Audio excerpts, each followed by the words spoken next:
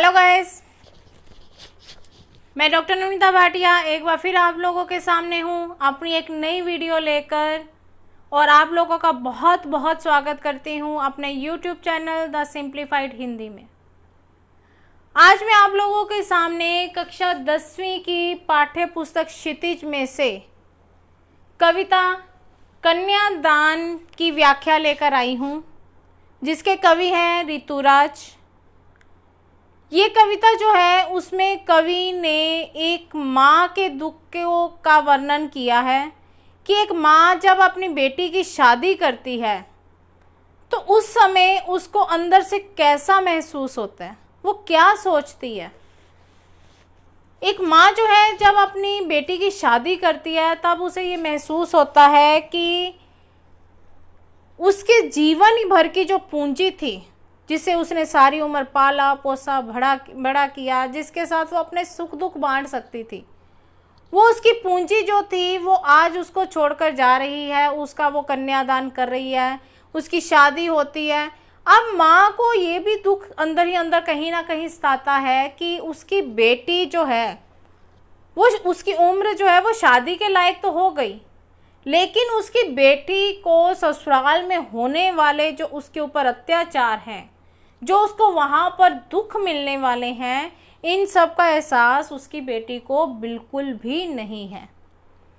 तो माँ ये सोच सोच कर परेशान होती रहती है कि जो कुछ उसने झेला अपने समय में, जो कुछ उसने देखा, जो दुख उसने देखे, कहीं वो सारे दुख उसकी बेटी को भी आगे जाकर तो नहीं देखने पड़ेंगे।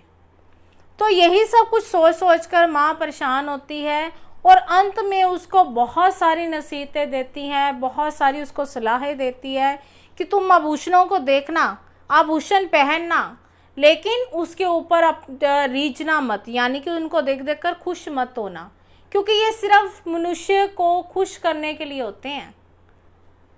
और आग जो है वो रोटियां सेकने के लिए होती है, जलने के लिए नहीं होती। क्यों ऐसी नसीहत देती है कि बहुत सारे लोग हैं, हमारा जो समाज है, इस समाज में बहुत सारे ऐसे लोग हैं जो कि लड़की को आग में झोंकने से बिल्कुल भी हिचकिचाते नहीं हैं। दहेज में के लालच में या किसी अन्य कारण से वो लड़की को जलाकर मार डालते हैं। तो यही सब माँ उसे नसीहतें देती है कि तुम अपने आप को इतना स्ट्रॉन्ग बना लेना, इतना मजबूत बना लेना कि दूसरे जो हैं वो, यानी कि तुम्हारे जो ससुराल वाले हैं, वो तुम्हारे ऊपर किसी भी प्रकार का अत्याचार ना कर सके। तो कवि इसमें क्या कहते हैं, कितना प्रामाणिक था उसका दुख। किसका दुख? यानी कि माँ का दुख। तो कवि क्या कहते हैं कि लड़की की माँ, उसका दुख कितना प्रामाणिक था, यानी कि कितना वो वास्तविक था, कितना वो सच्चा था।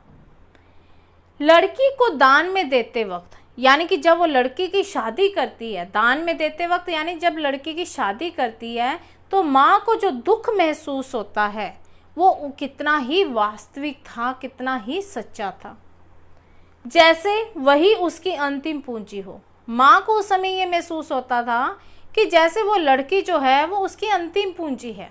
अंतिम पूंजी हम किसे कहते हैं? जिसे हम सारी उम्र इकट्ठा करते रहते हैं, यानी कि पैसा हम ले लेते हैं उदाहरण के तौर पर, कि हम पैसे को इकट्ठा कर करके सेव करके अपने पास रखते हैं कि कल को हमारे ऊपर कोई मुश्किल आती है, कोई मुसीबत आती है, तो जो पैसा हमने बचा कर रखा है उस पैसे का हम प्रयोग कर सके और अपना जो मुश्किल समय है उसे काट सके।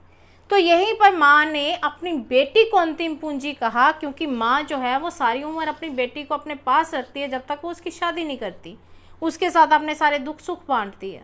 तो वो उसको उसने उसको अंतिम पूंजी माना। लड़की अभी सियानी नहीं थी, अभी इतनी भोली सरल थी कि उसे सुख का आभास तो होता था, लेकिन दुख बांचना नहीं आता था। माँ क्या सोचती है कि लड़की जो है वो सियानी है, लेकिन बहुत ज़्यादा सियानी नहीं है। बहुत ही ज़्यादा वो लड़की जो है भोली बाली है कि उसे सुख का आभास तो होता था। मतलब इतनी भोली और सरल लड़की है वो कि उसे सुख का तो पता चलता था कि सुख क्या है, लेकिन दुख बांचना नहीं आता था, यानी कि उसको दुख का बिल्कुल भी एहसास नहीं होता था। उसे नहीं पता चलता था कि दुख होता क्या है। क्यों? क्योंकि माँ के घर में तो उसने कभी दुख देखा ही नहीं। पाठिका थी वह धुंधले प्रकाश की, कुछ तुकों कुछ लयबद्ध पंक्तियों की। लड़की को उसने कवि ने एक पाठिका बताया है। पाठिका क्या होती है? पढ़ने वाली। पाठक यानी कि पढ़ने वाला जो होता है, तो पाठिका पढ़ने वाली। तो जो लड़की थी वो पाठिका थी धुंधले प्रकाश की, यानी कि धुंधले प्रकाश की, यानी कि उसको सुख का एहसास था लेकिन दुख का उसको बिल्कुल भी पता नहीं था। उसके अंदर दुख की कल्पना मात्र भी नहीं थी। वो धुंधले प्रकाश की तरह था, यानी कि उसको दुख का कुछ भी एहसास नहीं था। कुछ तुकों और कुछ लयबद्ध पंक्तियों की। जो पंक्तियाँ लिखी जाती हैं वो कभी कभी तो बिल्कुल सरल होती हैं, स्पष्ट होती हैं, लय में लिखी होती हैं, लेकिन कभी कभी कुछ उसमें तुक्कों वाली पंक्तियाँ जो हैं वो भी लिखी होती हैं। तो वो क्या कहते हैं कि वो उन पंक्तियों को पढ़ना जानती थी जो बिल्कुल लय में लिखी होती थी, बिल्कुल स्पष्ट होती थी। यहाँ पर लयबद्ध पंक्तियों से कवि का क्या आशय है कि जो सुख थे उनको तो वो पढ़ना जानती थी कि कैसे सुख है, क्या क्या सुख है, कैसे जीना है, ये सब कुछ वो जानती थी, लेकिन जो दुख थे उसको जरा सा भी एहसास नहीं था।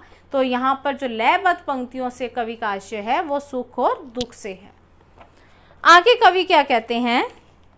माँ ने कहा, पानी में झांककर अपने चेहरे पर मत रीझना।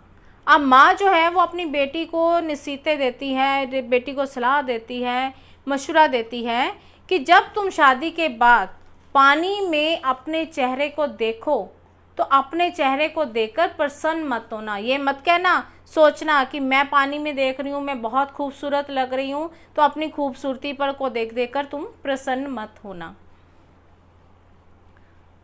आग रोटियां सेकने के लिए है, जलने के लिए नहीं। माँ आगे उसको क्या कहती है कि जो आग होती है ना वो रोटियां सेकने के लिए होती है, जलने के लिए नहीं। क्यों? क्योंकि लोग जो हैं वो आग में लड़कियों को जला देते हैं। हमारे समाज में बहुत सी लड़कियों को जलाकर मार दिया जाता है। तो माँ इसलिए कहती है कि जो आग है वो रोटियां सेकने के लिए होती है, जलने के लिए नहीं होती है। वस्त्र और आभूषण शाब्दिक भ्रमों की तरह बंधन है स्त्री जीवन के। कहती है जो नए नए वस्त्र शादी के बाद पहनने को मिलते हैं, जो नए नए आभूषण पहनने के लिए मिलते हैं, तो माँ ने उसकी तुलना किसके साथ की है? शाब्दिक भ्रम की तरह। अब शाब्दिक भ्रम क्या होता है? शब्दों द्वारा फैलाया गया भ्रम। कई लोग ऐसे होते हैं कि उनकी जो बातचीत होती है वो ऐसी होती है कि वो दूसरों को बहुत ज़्यादा आकर्षित करती है अपनी ओर। तो वही वो उनके लिए प्रयोग किया गया कि शाब्दिक भ्रम, शब्दों का भ्रम, कि हम जो शब्द होते हैं मीठे मीठे शब्द जिनको कहा जाता है, तो ऐसे ऐसे जो शब्द बोले जाते हैं वो मन को सिर्फ भ्रम पैदा करने के लिए होते हैं, मन में भ्रम पैदा किया जाता है उसके द्वारा। तो कवि क्या कहता है कि माँ क्या नसीहत देती है कि जो आभूषण हैं और जो नए नए वस्त्र तेरे को पहनने के लिए मिलेंगे ये सिर्फ तुझे जाल में फंसाने के लिए है, शाब्दिक भ्रम की तरह है। यानी कि जैसे शब्दों के जाल में फंसाया जाता है उसी तरह ये तुझे फंसाने के लिए हैं। माँ ने कहा, लड़की होना पर लड़की की जैसी दिखाई मत देना।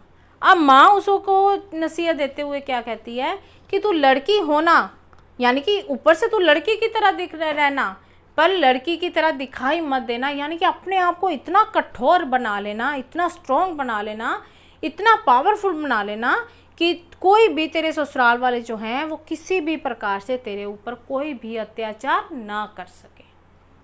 तो इस तरह कवि ने कविता के आरंभ में लड़की की जो माँ है उसकी चिंता को दर्शाया, उसके दुख के बारे में बताया कि उसको क्या क्या दुख होता है जब वो अपनी लड़की की शादी करती है। फिर उसने लड़की के बारे में बताया कि लड़की जो है वो वैसे तो शादी के लायक हो गई लेकिन वो बहुत ज़्यादा भोली है, बहुत ज़्यादा सरल है, उसे दुखों का बिल्कुल भी एहसास नहीं है। वो तो ये सोच कर खुश होती है कि ससुराल में उसका स्वागत होगा, सारे उसको बहुत उसके नखरे उठाएंगे, उसको अपनी पलकों पर बिठाएंगे, लेकिन उसे ये नहीं पता कि ससुराल में उसके ऊपर क्या क्या अत्याचार हो सकते हैं। तो इन्हीं अत्याचारों के बारे में सोच सोच कर माँ घबराती है और अंत में, कविता के अंत में, वो लड़की को कई तरह की सलाहें देती है, कई तरह की नसीहतें देती है, ताकि वो ससुराल में जाकर किसी भी तरह के दुख को ना देखे, उसे किसी भी तरह के दुख का सामना ना करना पड़े और वो वहाँ पर अपने ऊपर होने वाले अत्याचारों का सामना कर सके, अपने आप को इतनी कठोर बना ले। तो गाइस, ये थी हमारी कन्यादान कविता की व्याख्या, जिसे मैंने बहुत ही सरल शब्दों में आपको बताया है और आशा करती हूँ कि आपको ये समझ में भी आई होगी और आपने फटाफट से अपना फ़ोन भी उठाया होगा, लाइक के बटन को अभी तक आप दबा चुके होंगे और कमेंट्स आप लिख रहे होंगे कि आपको वीडियो कैसी लगी। शेयर कीजिए वीडियो को ज़्यादा से ज़्यादा, ताकि आपकी तरह दूसरे लोग जो हैं वो भी इसका फ़ायदा उठा सकें। आपने चैनल को सब्सक्राइब अभी तक नहीं किया है तो कीजिए और अपने साथियों से भी करवाइए और बेल आइकन के बटन को ज़रूर दबाइए, ताकि जितनी भी मेरी आने वाली वीडियोज़ हैं वो सबसे पहले आप तक पहुँच सकें। और इसी पाठ के जो प्रश्न उत्तर हैं वो आपको मेरे चैनल पर मिल जाएंगे। तो एक बार फिर से एक नई वीडियो लेकर आप लोगों के सामने आऊँगी। तब तक के लिए धन्यवाद।